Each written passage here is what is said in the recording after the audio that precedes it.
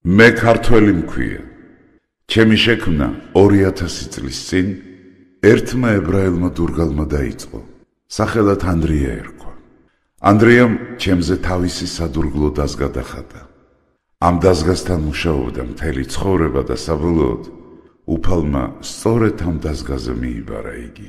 2.5 საუკუნის შემდეგ ერთმა რომაელმა ასისთავმა, ვინმე გიორგიმ, სისხლით შემღება.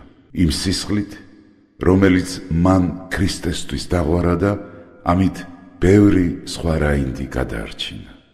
და ბოლოს, ქრისტეს შობიდან 326 წელს, ერთმა ბრწყინვალე კაბადოკიელმა ქალწულმა ჩემზე ვაზი გამოსახა.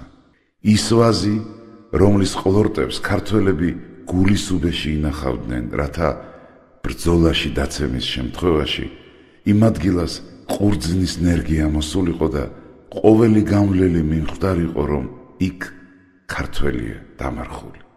ქალწულს ნინო ერქვა.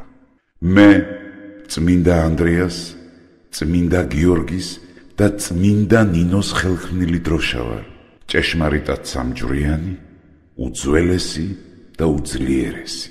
მე ვამაყობ ჩემი კეთილშობილებითა და ღირსებით.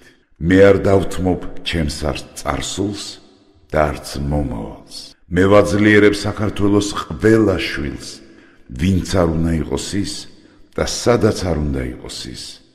და მე შემწევს ძალა აღვასრულო არ ნახული და ამდენ გზის ნანატრი. მე ძლევის დროშა ვარ.